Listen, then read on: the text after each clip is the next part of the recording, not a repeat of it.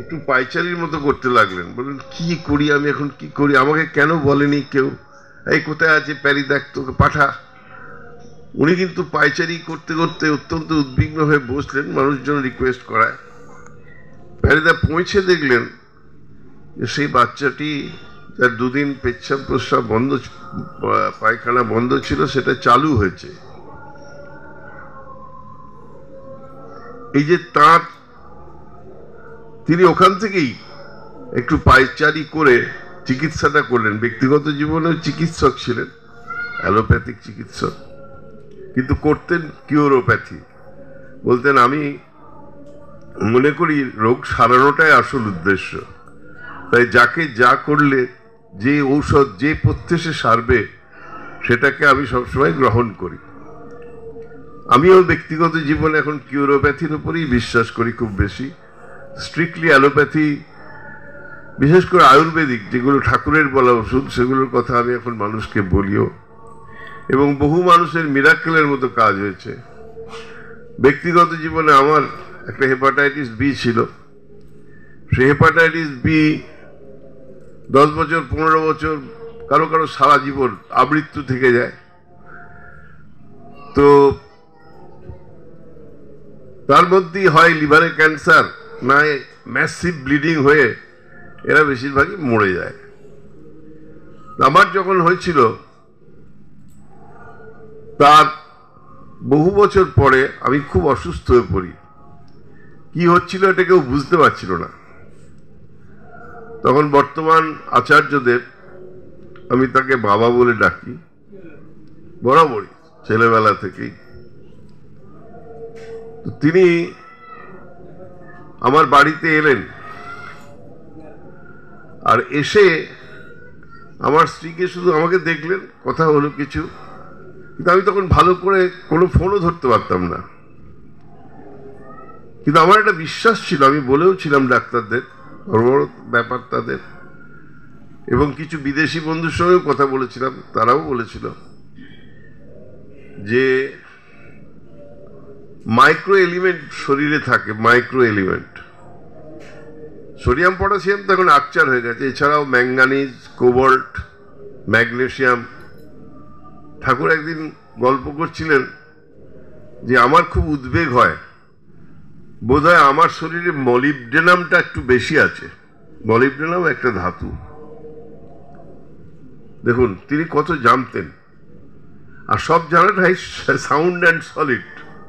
একবার এক্সম্যান এসছিলেন, তাকে সবাই মিলে ধরলো, সৎসঙ্গের বহু বড় বড় পণ্ডিত ধরে বলল যে আপনি তো বলছিলেন ঠাকুরের এই যে মেসেজ দেখে আমাদের মনে হয়েছে যে এটা অনেকটা বিবলিক্যাল হচ্ছে, সেটা নিয়ে কি কোনো এডিটিং করার দরকার আছে? জন এক্সম্যান হাউজারম্যানের বন্ধু ছিল। হাউজারম্যানের মা ফিরে গিয়ে, উনি ছিলেন হারপার ব্রাদার্স, ওয়াশিংটন ডিসি বলে একটা জায়গা আছে আমেরিকায়। তারা তখন সারা পৃথিবীর যে যে বইগুলো নোবেল প্রাইজ পেত, সেই বইগুলো সব তো আর ইংরেজি ভাষায় হতো না, যেমন রবীন্দ্রনাথের গীতাঞ্জলি বাংলায় লেখা, ঠিক তেমনি আফ্রিকান ভাষায় হতো, ফিজিয়ান ভাষায় হতো, যারা সব নোবেল প্রাইজ পেতেন। কিন্তু ওই কোম্পানি একচেটিয়া ভাবে সারা বিশ্বে তার ইংরেজি অনুবাদ করে ছড়াবার একমাত্র দায়িত্বপ্রাপ্ত কোম্পানি ছিল। নোবেল কমিটি তাকে দায়িত্বপ্রাপ্ত করেছিল। তার ভাইস প্রেসিডেন্ট ছিলেন এক্সপার্ট। আসার সময় ঠাকুর বললেন, ঠাকুরের সে যখন আসছে তখন তার হাউজারম্যানের মা তাকে বলেছিল যে তুমি তো কলকাতায় যাবে শুনছি, কলকাতা থেকে 5-6 ঘন্টার দূরত্বে আমার ছেলের গুরুদেব থাকে, শ্রী শ্রী ঠাকুর অনুকূল চন্দ্র, তুমি দর্শন করে এসো, দেখবে he is an embodiment of love, he is a living Jesus, I believe. তিনি এলেন, দেখা করতে এলেন ঠাকুর কাছে। আগের দিন রাত্রে যেখানে থাকার ব্যবস্থা হলো, আমাদের তো সবাই 3টে-4টে MA পাস করা বহু মানুষ ছিল তখন, তারা সবাই গিয়ে ধরে, কেউ কেউ বললো যে এই মেসেজের কিছু বাণী নিয়ে তো অনেকে অনেক রকম পণ্ডিতরা বলছেন, একটু এনাকে দেখিয়ে নিলে হতো। তো উনি দেখলেন, দেখে বললেন পরে কথা বলবো। পরদিন সকালে উনি ঠাকুরের কাছে দেখা করতে গেলেন। তো ঠাকুর একটা কথা সেদিন সবাইকে বলছিলেন, একটা স্ট্রিট ডগ, কতগুলো স্ট্রিট ডগ ঠাকুর বাড়িতে ভোগের ঘরের পাশে ঘোরাঘুরি করে, আমি জন্মের পর থেকে দেখছি, মানে জ্ঞান হওয়ার পর থেকে। কুকুর এত বছর বাঁচে না, কিন্তু পুরুষানুক্রমে কিছু, এখন অনেক রেস্ট্রিকশন হওয়া সত্ত্বেও ওই পেছন দিয়ে কয়েকটা আসে। এরকম একটা কুকুরের ঘাড়ে এইখানে একটা ঘা হয়েছিল, মানে বোধহয় ইঞ্জুরি হয়েছিল কোনো, তার থেকে ঠাকুর প্যারিদাকে ডেকে বললেন, প্যারি, এই কুত্তেটার নেপ অব্দি নেকে হয়েছে, বুঝলি, এখান থেকে একটু ভিতরে গেলে ওটা মেনিনজাইটিস হয়ে যেতে পারে, কুত্তেটা বাঁচবে না। কিন্তু তখন সবে পেনিসিলিন বেরিয়েছে, আর কোনো অ্যান্টিবায়োটিক বেরোয়নি। তার কদিন আগেই বেরিয়েছে, মানে সালফাডাইজিনের যুগ, সালফারের যুগ সবে শেষ হয়েছে, পেনিসিলিন এসেছে বাজারে। তা ঠাকুর বললেন, একজন আমাদের ভেটেরিনারি অ্যাসিস্ট্যান্ট ছিলেন, উড়িষ্যার লোক, বললেন ওকে দিয়ে ধরে ড্রেসিং করে দিস, আর একটা লং অ্যাক্টিং পেনিসিলিন মানে পেনিডিওর বলে পাওয়া যেত, ওইটাই প্রথম আবিষ্কৃত হয়েছিল। অর্ডিনারি পেনিসিলিনের আগে লং অ্যাক্টিংটা বেরিয়েছিল, কিন্তু মানুষের পক্ষে ক্ষতিকারক হবে ভেবে এবং ডোজ ডিটারমিনেশন হয়নি বলে অনেকদিন পরে এটা চালু হয়েছিল। তো প্যারিদা তারপরে দুপুর বেলায় ঠাকুর ভোগের পর অনেকক্ষণ বসতেন, তেতেন ওষুধ টষুধ দিতেন, তামাক খেতে খেতে গল্প করতেন। আমি অনেকদিন ছেলেবেলায় এই অবস্থায় গেছি ঠাকুরের সামনে, একটু দেখে অনেক ইম্পর্টেন্ট কথার মধ্যে একবার খালি তাকিয়ে হাসতেন। তাতে ওই বয়সেই মনে হতো যে আমার জীবনে পাওয়ার আর কিছু নেই, মানে এত তৃপ্তি পৃথিবীর কোনো কিছুতেই পাওয়া সম্ভব নয়। তো সেই অবস্থায় অনেক ব্যস্ত লোক সব আসতো, অনেক গুণীগারিও তখন ঢুকতেন। তাদের সঙ্গে কথা বলতে বলতে একটু দেরি হয়ে গেছে, বেরিয়ে গিয়ে কুত্তাটাকে খুঁজে পাননি। রাত্রিবেলার অন্ধকারে খুঁজেছেন, পাননি। এবং বেরিয়ে গিয়ে দিনের বেলায় খুব রোদের সময় ছিল, এটা আমার মনে আছে। তো তিনি একটু খেয়ে বাড়ি গিয়ে ঠাকুরকে ওষুধ দিতে যেতে যেতে দেরি হয়েছে। তারপরে কুত্তাটাকে যখন খুঁজে পেয়েছেন তখন সকালবেলা, তাকে বেড়েছেন, যা যা বলেছেন করেছেন। এবার যখন ঠাকুরের কাছে যাচ্ছেন তার আগেই কুত্তাটা ঠাকুরের কাছে গেছে। দেখুন পশু পাখি তাকে কতটা ভালোবাসতো, কি করে বুঝতো যে কেবল তিনিই বাঁচাতে পারেন। এইটা আর একটা কথা বলে আমি শেষ করব। তো তিনি বললেন, প্যারিক ডাকতো, প্যারিদা এলেন, বললেন, ও তুই কাল ইঞ্জেকশন দিসনি, কাল ড্রেসিং করিসনি? কুকুরটা তখন কিন্তু একটু একটু লাটাচ্ছে। ঠাকুর ওর তো 23 মারা হয়ে গেছে রে, মেনিনজাইটিস তো শুরু হয়ে গেছে। আর তখন এরকম ছিল না যে অনেক অ্যান্টিবায়োটিক আছে, একটু শীত দাঁড়ায় দিয়ে দিলাম, পুশ করে দিলাম, মেনিনজাইটিস বন্ধ হয়ে গেল। তো তিনি খুব ব্যথিত হয়ে বললেন, তুই কি করছিলি কাল? আর উনি বললেন, আগে দুপুরবেলায় ওষুধ দিতে একটু দেরি হলো আপনাকে, তারপরে বেরিয়ে গিয়ে রোদ ছিল খুব, বাড়িতে খাওয়া দাওয়া করে একটু শুয়ে পড়েছিলাম, শুয়ে একটু ঘুমিয়েও গেছিলাম। রাত্রিবেলায় অনেক ভিআইপি এসেছিল, ওই ভদ্রলোক গেছিলেন। তারপরে বললো সেই জন্যে আমি একটু মানে ভুলেও গেছিলাম কিছুক্ষণের জন্যে। ঠাকুর অদ্ভুত ভাবে এই কথাটা আমার একটু প্যারিদা নিজে বলেছিলেন যে, জানো ভাই, আজও আমি মধ্যরাত্রে কখনো কখনো স্বপ্ন দেখি। ওনাকে চিকিৎসার জন্য শেষ জীবনে শ্রী শ্রী পিতৃদেব মানে শ্রী শ্রী বর্দা দেওঘর এই কলকাতায় পাঠিয়েছিলেন ডক্টর AB মুখার্জিকে দেখানোর জন্য, হোমিও বন্ধু মুখার্জি। ইনি ঠাকুরকেও দেখেছেন, আমাদের মাস্টারমশাই ছিলেন, আমাদের professor and head of the department ছিলেন, এমেরিটাস প্রফেসরও ছিলেন, বিদেশেও পড়াতে যেতেন। তো উনি দেখে উনি ওষুধপত্র দিয়েছেন, বাড়িতে এসছেন। আরেকটি আমার ঘরে একটা 3 তলায় মির্জাপুরে একটা খাট ছিল, আমি সেটাতে শুতাম। আমি উনার সাথে ওনাকে সেটা ছেড়ে দিয়ে পাশে একটা তোয়ালে পেতে শুতাম আর কি। হঠাৎ দেখছি রাত্রিবেলা বসে হাঁপাচ্ছেন। আমি ভাবলাম সর্বনাশ, এটা হার্ট অ্যাটাক হলো নাকি? জিজ্ঞেস করলো কি হলো প্যারিদা, কি হলো? বললো কিছু হয়নি ভাই, আমি এখনো মাঝে মাঝে মধ্যরাত্রে ঠাকুরের একটা কথায় ঘুম ভেঙে যায় আর ভাবি যে কেউ আমার গালে একটা 82 শিক্ষার চর মারছে। ঠাকুর শুধু ওর দিকে এক চোখে গভীর বেদনা আর এক চোখে অদ্ভুত ধরনের একটা মানে নিয়ে মানে যেটাকে বলবো মিশ্রিত চাউনি, সেই মিশ্রিত চাউনিতে চেয়ে দুটো চোখে দুই চাউনি দিয়ে শুধু জিজ্ঞেস করেছিলেন, বলেছিলেন তুই ভুলে গেলি, তুই ঘুমিয়ে পড়লি, আর কিচ্ছু বলে। এবার সেদিন কুকুরটা মারা গেল। পরদিন এক্সম্যান এসছে, সকাল থেকে যাকে দেখছেন তাকেই বলছেন জানেন কুত্তেটা মারা গেছে, জানিস কুত্তেটা মারা গেছে। তো উনি এলেন, ওনাকেও বললেন, সব চেয়ার টেয়ার দেওয়ালে বসছেন, উনি শুধু হাত জোর করে প্রণাম করলেন যতটুকু ঘুরি হওয়া যায়। তারপর ঠাকুর বলেন জানেন কুত্তেটা মারা গেছে। তো একজন বলে দিল পাশ থেকে যে একটা কুকুর ছিল এরকম। তো উনি অনেকক্ষণ বসলেন, শুধু দেখলেন, দেখে বেরিয়ে চলে গেলেন।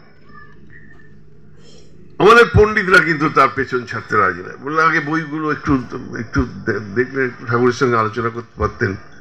বলে শুনুন, আমি আপনি শিখে পড়ে লিখে বলি, আর উনি দেখে দেখে বলেন।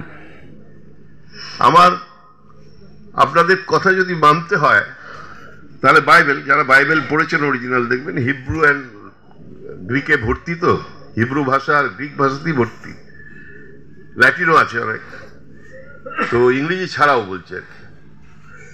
আর এমন ভাবে লেখা হয়েছে যে আপনি যদি সেন্টেন্সটা ঠিক করতে যান, আমার এক আত্মীয় ছিলেন, তিনি ইংরেজিরই লোক, তিনি ওই পড়াতেন আর কি। তো একদিন দেখছি একটা বাইবেল আমি এনে রেখেছিলাম অরিজিনাল পড়া বলে, তিনি ওখানে দাগ দিচ্ছেন লাল লাল, বিবলিক্যাল যে বাণীগুলি জেসাস দিয়েছেন যেভাবে ইংরেজিটা বলেছেন উনি তাতে দাগ দিয়ে উনি পাশে কোয়ারি চিহ্ন দিয়েছেন। আমি বললাম আপনি বইটা 23 মেরে দিলেন?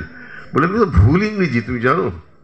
আমরা অদ্ভুত, আপনি জানেন কে কার লেখা? বলছে কার লেখা তো বলা নেই। আমার এটা আপনি প্রথম পাতাটা না পড়ে হঠাৎ করে মাঝখান থেকে দেখছেন, তো ইনি হচ্ছেন জেসাস ক্রাইস্ট, তার আপনি এডিট করবেন? উনিও ঠিক সেই কথাই বলেছিলেন।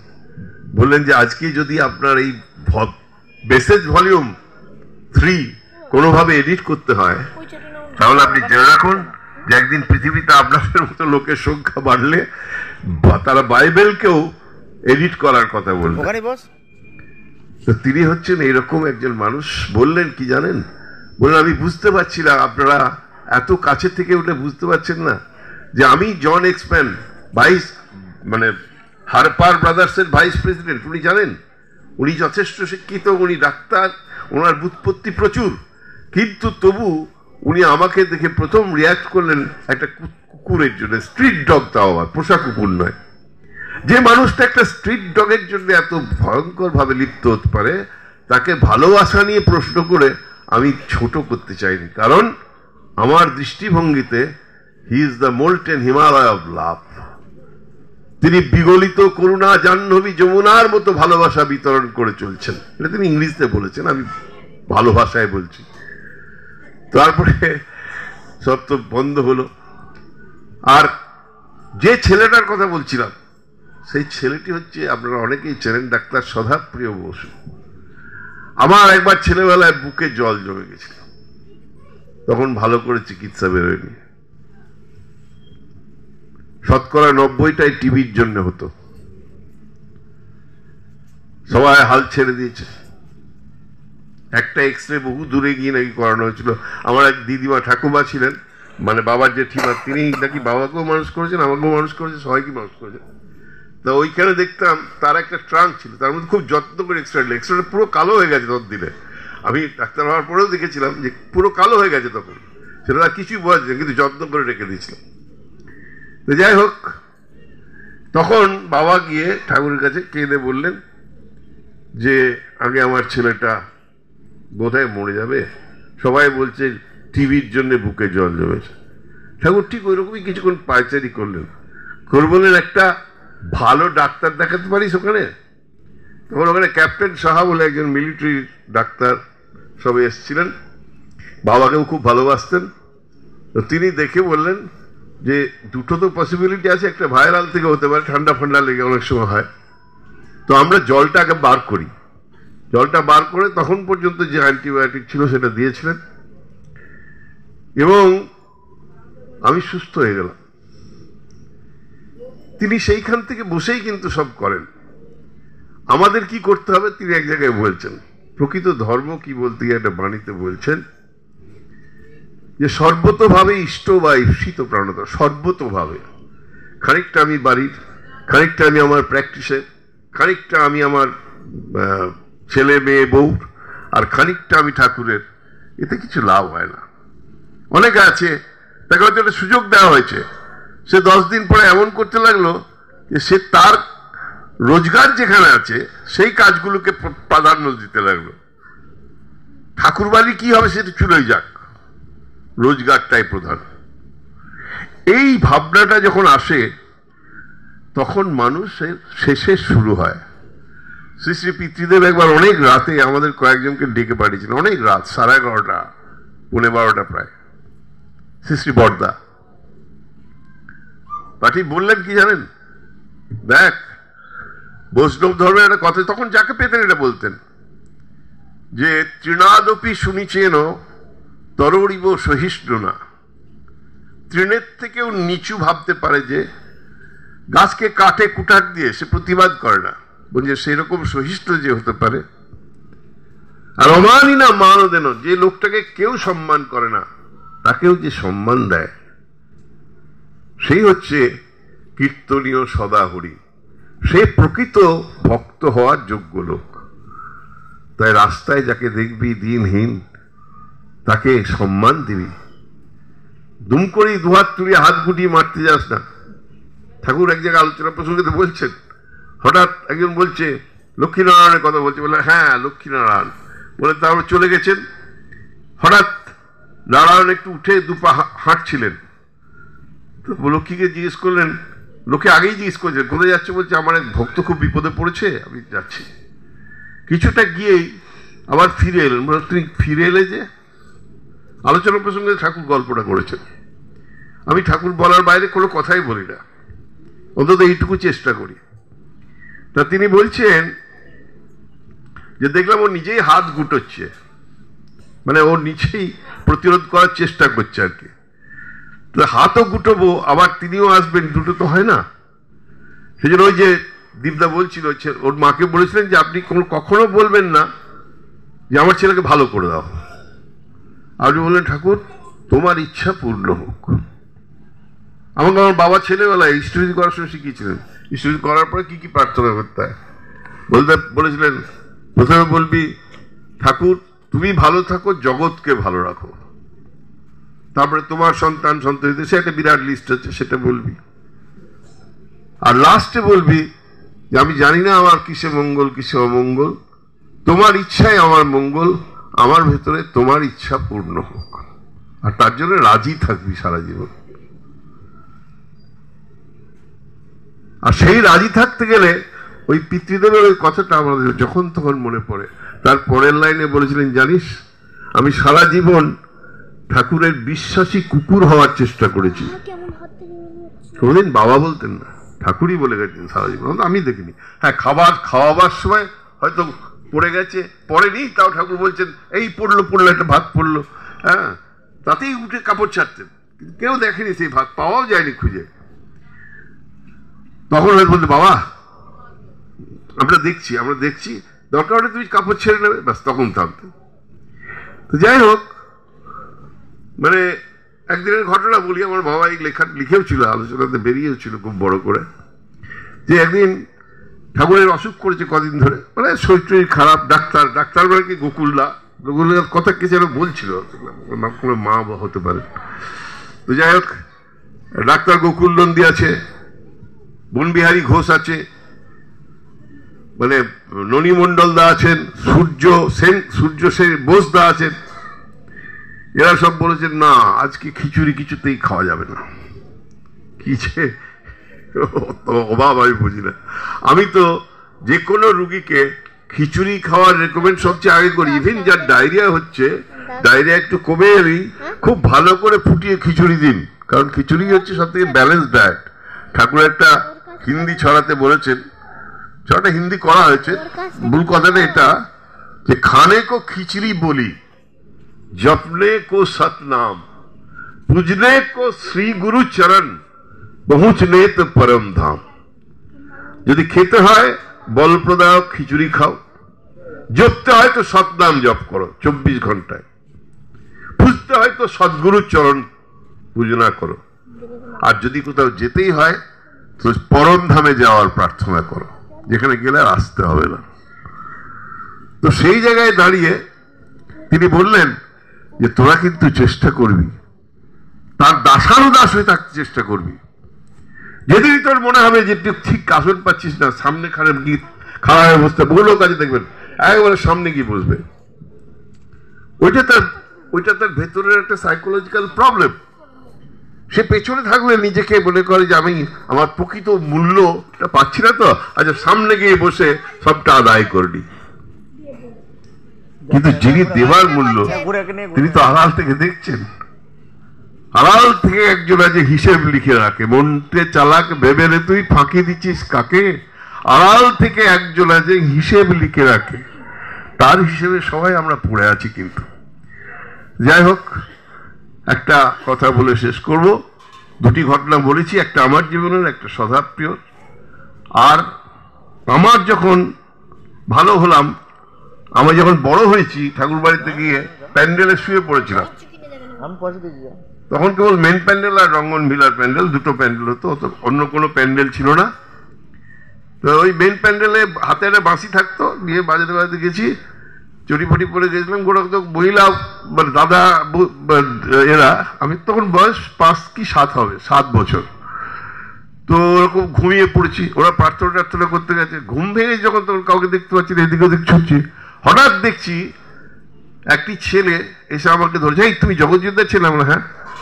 আরে বাপরে, তোমাকে ঠাকুর তোমার কথা খুঁজছেন, তোমাকে জানো?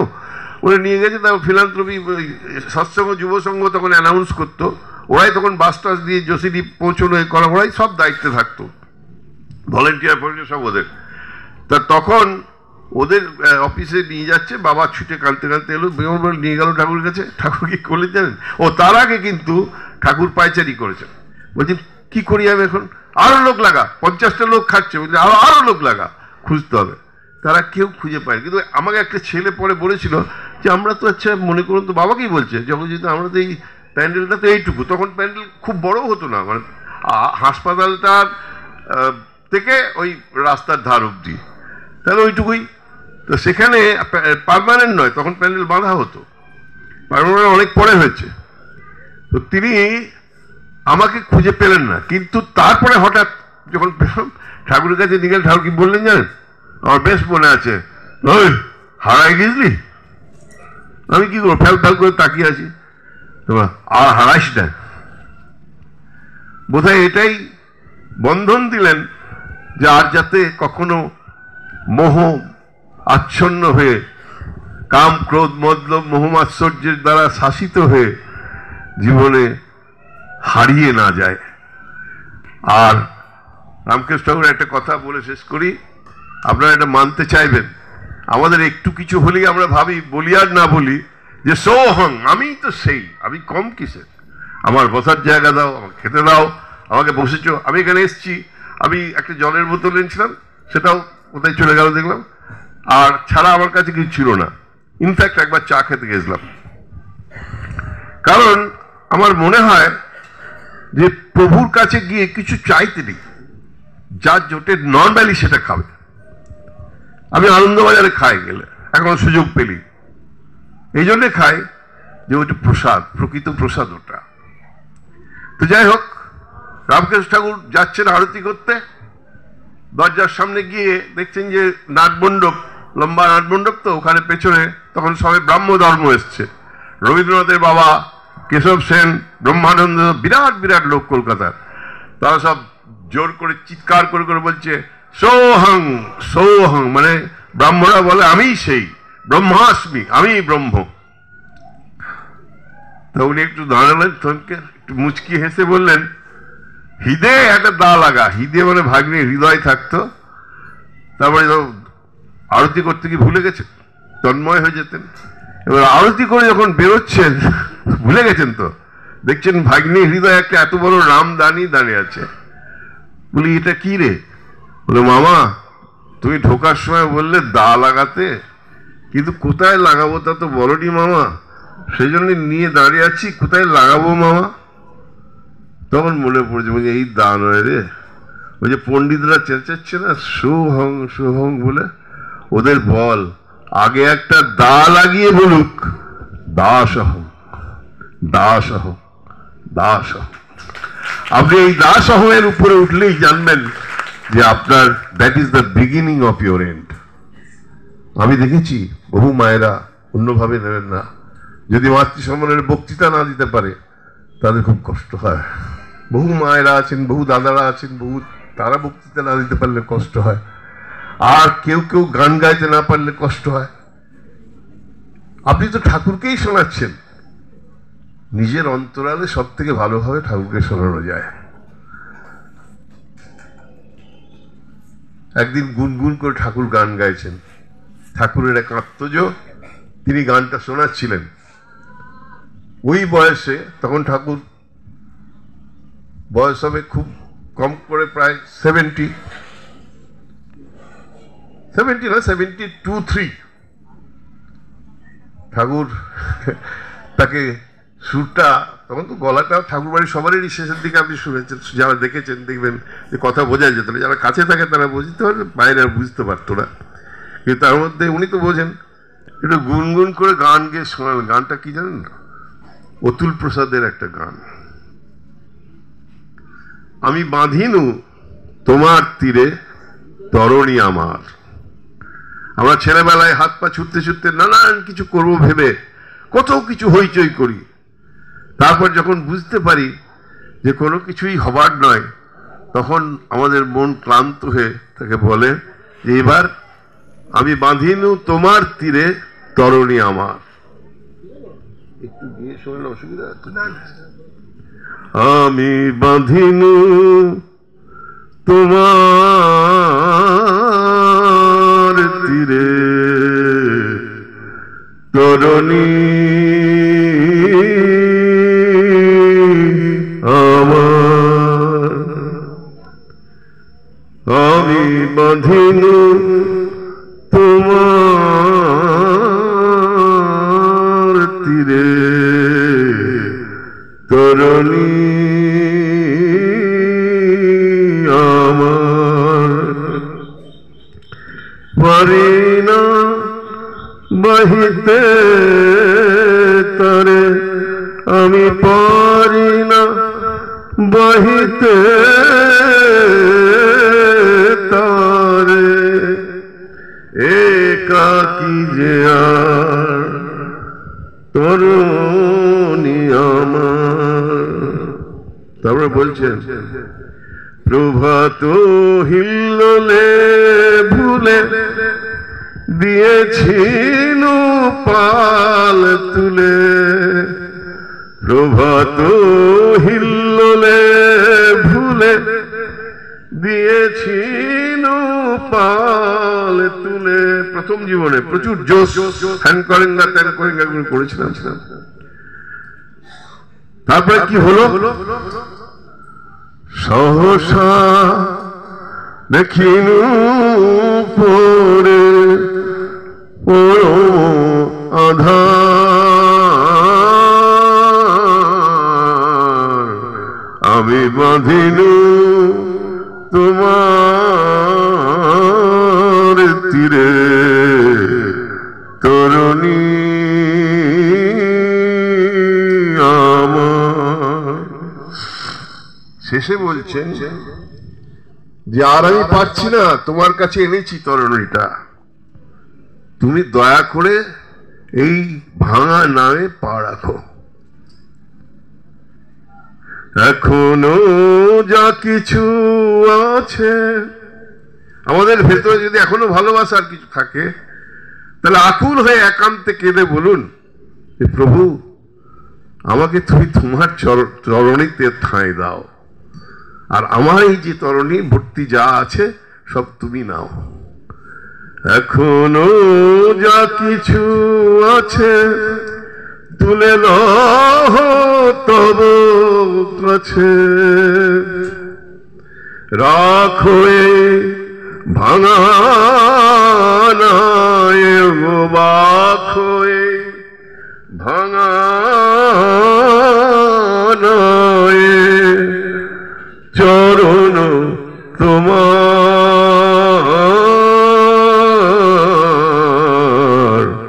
আমি বাঁধিনু তোমার